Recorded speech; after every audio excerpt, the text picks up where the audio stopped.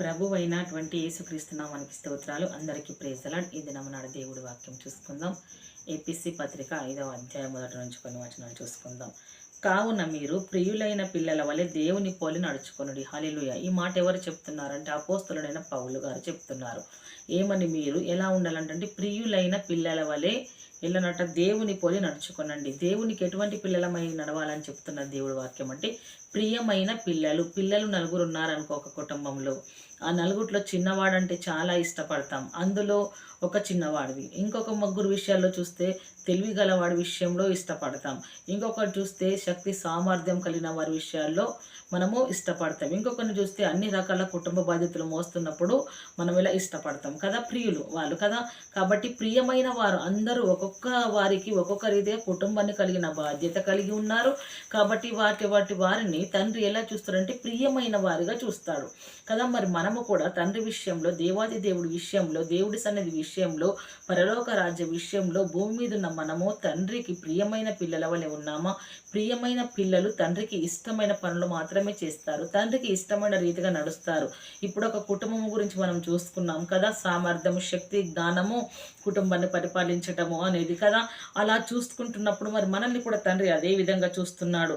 ఇక్కడ అంటాడు, ఏమని అంటాడంటే, ఇక్కడ అంటాడు దేవుడు వాక్యం సెలవిస్తుంది, క్రీస్తు మిమ్మల్ని ప్రేమించి పరిమళ వాసనగా ఉండుటకు మన కొరకు తను తాను దేవునికి అర్పణముగాను బలిగాను అర్పించుకొనెను అనే వాక్యం మనము చూసుకుంటున్నాం. ఏ విధంగా అన్నట, క్రీస్తు అట ఏం చేశాడు, మనల్ని ప్రేమించాడు. దేవుడు లోకంను ఎంతో ప్రేమించాడు కదా. లోకంను ఎంతో ప్రేమించి ఆయన మన కొరకు సిలువ వేయబడ్డాడు. తన స్వరక్తాన్ని, పరిశుద్ధమైన రక్తాన్ని, శరీరంలో ఒక చుక్క కూడా దాచుకోకుండా నిస్వార్థంగా తన రక్తాన్ని ఒలికాడు. ఎందుకొరకు మనల్ని ప్రేమించి, ఎందుకొరకు తెలుసా, పరిమళ వాసనగా ఉండుటకు. పరిమళ వాసనగా ఉండుటకంటే మనము కంపు కొడుతున్న వారమనే. అవును, మనం జీవితం అంతా కంపు. ఎందుకో తెలుసా, పాపము చేత, శాపము చేత, అబద్ధము చేత, మోసము చేత, డ్రింక్స్ చేత కదా, వ్యభిచారము చేత, అబద్ధాల చేత, క్రూరత్వము చేత, అసూయ చేత మన జీవితం అంతయో ఎలా ఉందంటే కంపు కొడుతుంది అన్నట్లు. ఆ కంపులో నుండి దేవుడు మనల్ని బయటకు తీసి మన కొరకు ఆయన మరణించి బలిగా అర్పించుకున్నాడు. ఎందుకో తెలుసా, సువాసనగా మార్చుట కొరకు. మరి తను బలిగా అర్పించుకుంటే మనమెలా పరిమళ వాసనగా మార్చబడతామంటే తన మనల్ని ప్రేమించాడు. ప్రేమించి పాపశాపము నుంచి, ఆ దుర్మార్గ విషయములన్నిటిలో నుండి దేవుడు తన శిలువ చెంతకు పిలుచుకున్నాడు. పిలిచిన మనల్ని దేవుడు తన రక్తంతో, మనలను తను అర్పించిన ఆ రక్తంతో మనల్ని పరిశుద్ధపరిచాడు, కడిగి వేశాడు, తుడిచి వేశాడు, అంత కొట్టి వేశాడు. నూతనముగా మనల్ని మార్చాడు. నూతన హృదయం ఇచ్చాడు, నూతన శరీరం ఇచ్చాడు, నూతన మనస్సు ఇచ్చాడు, నూతన కృపనిచ్చాడు, నూతనంగా మార్చాడు. కాబట్టి ముందు ఎలా ఉన్నాం, చీకటిలో ఉన్నట్టు చెడు కార్యాలలో ఉన్నాం. అటువంటి మనల్ని ప్రభువు పిలిచాడు. పిలిచి ఆయన తన సన్నిధానములో మనల్ని పరిమళ వాసనగా ఉండుట కొరకు మనల్ని ఏర్పరచుకున్నాడు. అదేవిధంగా ఇక్కడ చూసుకున్నట్లయితే దేవుడు వాక్యం సెలవిస్తుంది, ఏమంటున్నాడు, అప్పగించుకోనండి. ఎవరికి? దేవుడికి తనను తాను అప్పగించుకున్నాడు, మన కొరకు అప్పగించుకొని అంటున్నాడు. ఇక్కడ ఏమంటున్నాడు, మీరు అలాగునని మీరును ప్రేమ కలిగి నడుచుకోండి. హల్లెలూయా. మీరు ఎలా ఉండాలి? దేవుడు ప్రేమించి ఏ విధంగా అర్పించాడు, మీరు ప్రేమ కలిగి నడుచుకోండి. అంటే ప్రేమ కలిగడంటే మరలా మనము సిలవేయబడడం కాదు, మనము మన రక్తాన్ని కార్చడం అనేది కాదు. మన రక్తము దేనికి పనికి రాదు. మనం సిలువ వేస్తే ఎవరు మారరు. కాబట్టి ఆయన మార్పులో ఉన్న ప్రేమను ఆయన ప్రేమించాడు. నిన్ను వాటన్నిటి నుండి విడిపించుటకు నిన్ను ప్రేమించి పిలిచాడు. మనం అదే ప్రేమ కలిగి ఉండాలంటే మనము ఆ ప్రేమను మనల్ని విడుదల పొందాం కదా. మనం రక్తం కార్చకుండానే విడుదల పొందాం ఆయన రక్తం వలన. ఇప్పుడు అదే విధంగా నశించిపోతున్న వారిని, బాధల్లో, ఇబ్బందులలో, ఇరుకుల్లో ఉంటున్న ప్రతి వారిని, కష్ట నష్టాల్లో, వేదనలో, పాపములో పడిపోయిన వారిని, మనకు విరోధులుగా ఉంటున్న ప్రతి వారిని ఎలానంటే దేవుడి ప్రేమ చేత ప్రేమించాలి.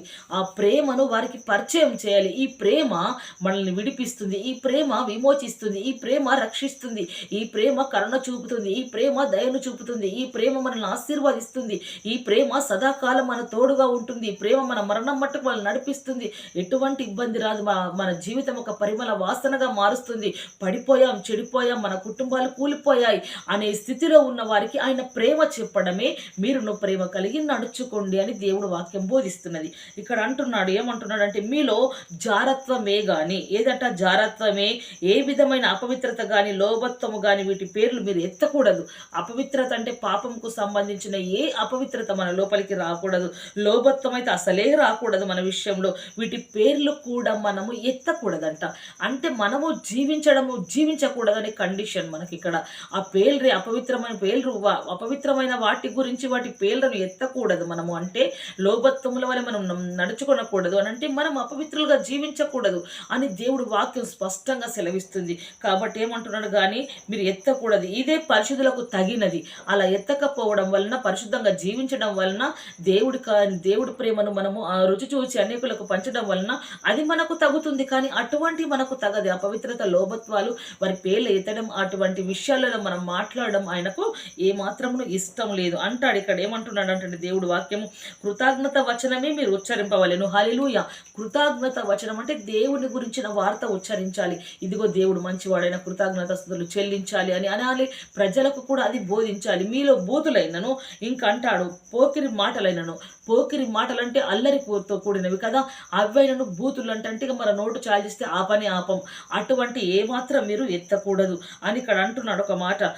సరస్వక్తులైనను ఉచ్చరింపకూడదు. సరస్వక్తులు చాలా మందికి పరిష్కారాలు ఆడుడు అవి చాలా ఇష్టం కదా, అటువంటి మాటలు అసలే ఎత్తకూడదు అంటున్నాడు.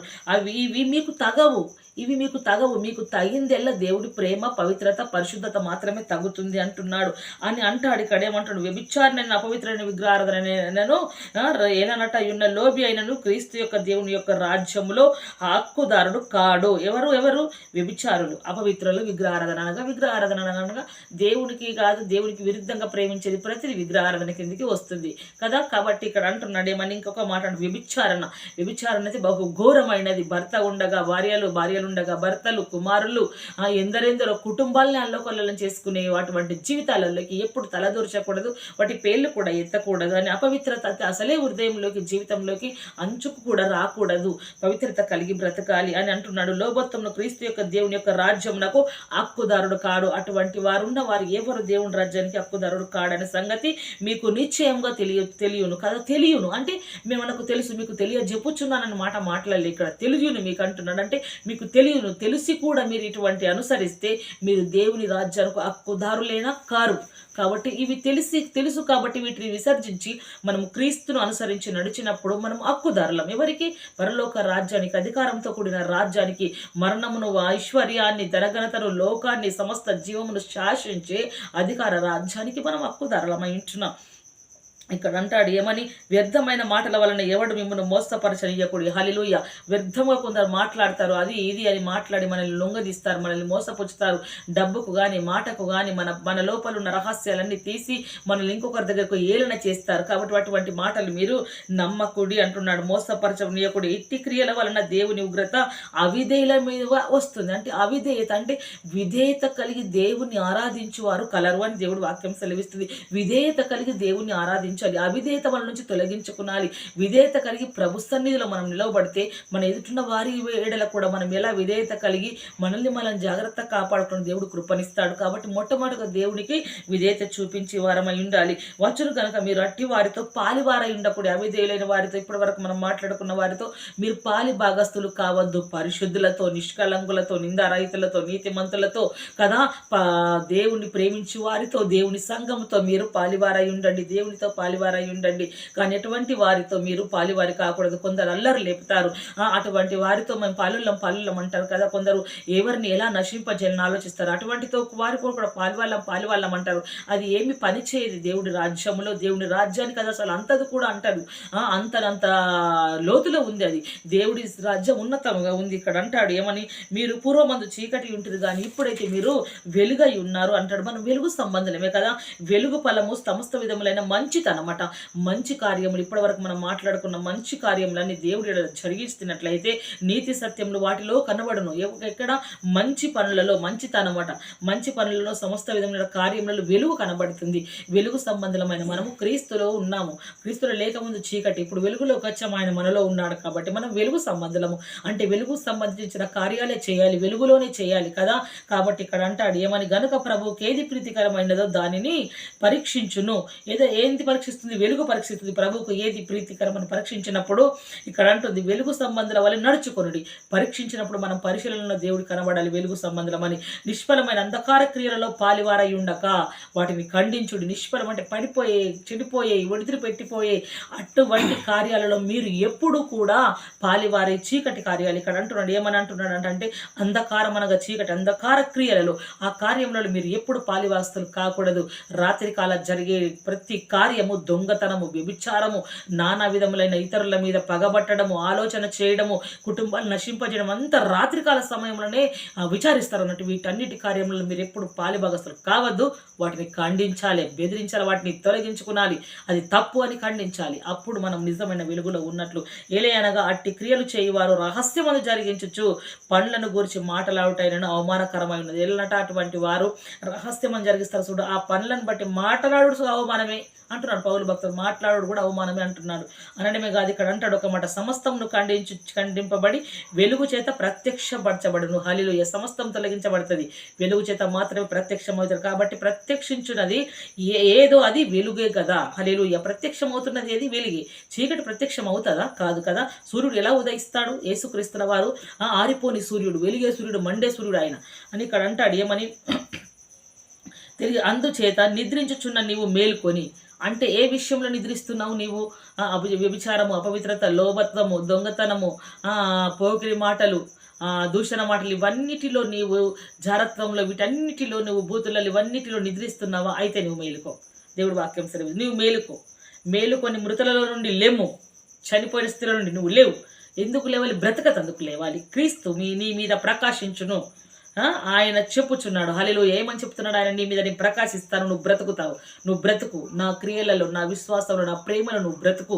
నీ మీద వెలుగు ఉదయిస్తున్నానని దేవుడు వాక్యం బోధిస్తుంది. మరి మనము బ్రతుకుదామా? మేలుకొందామా? మేలుకొని బ్రతకాలంటే దేవుని పోలి నడుచుకోమని ఏపీఎస్సీ 5వ అధ్యాయంలో దేవుడు వాక్యం స్పష్టంగా మాట్లాడుతుంది. మరొకసారి క్లియర్గా చదవండి.